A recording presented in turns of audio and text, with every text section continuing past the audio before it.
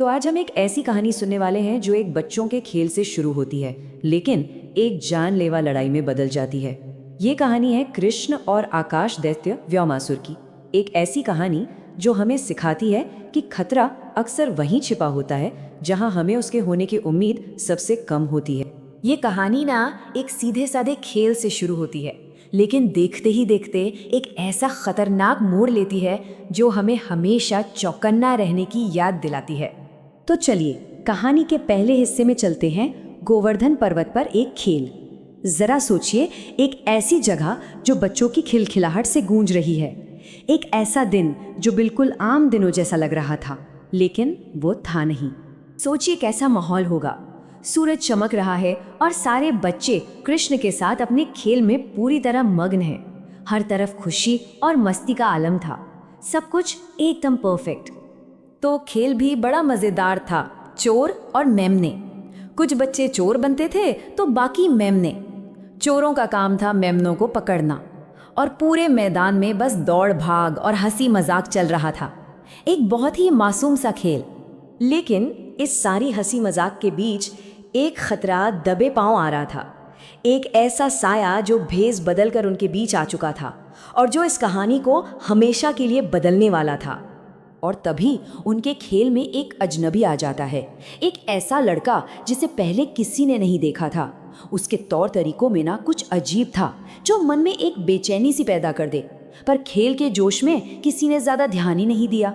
तो सवाल ये है कि आखिर ये नया रहस्यमयी लड़का था कौन और उसका असली इरादा क्या था। चलिए अब इस राज से पर्दा उठाते हैं। असल में हो ये रहा था कि ये नया लड़का वो खेल नहीं रहा था। वो तो एक एक करके मेमने बने दोस्तों को पकड़ता और पास की गुफाओं में ले जाकर बंद कर देता था।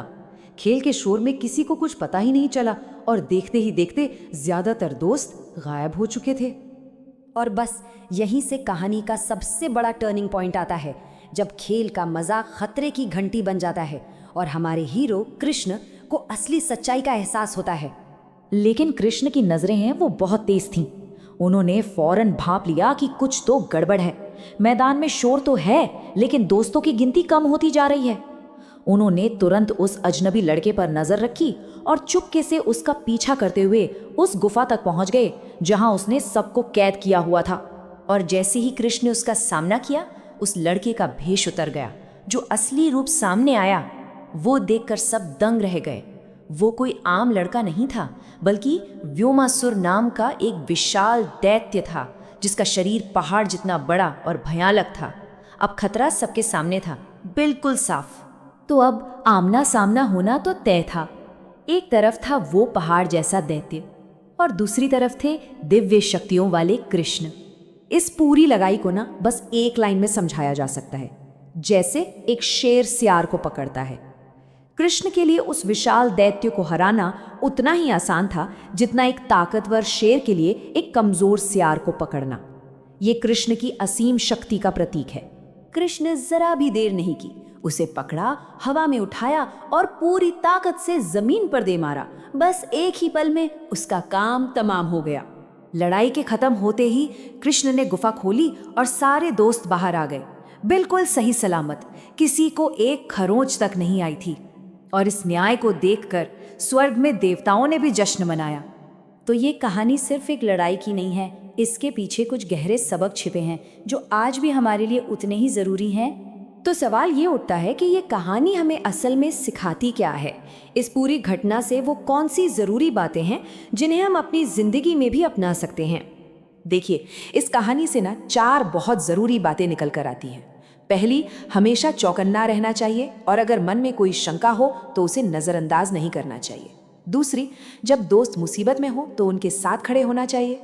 तीसरी, असली ताकत जिस्म की नहीं बल्कि हिम्मत और साहस की होती है।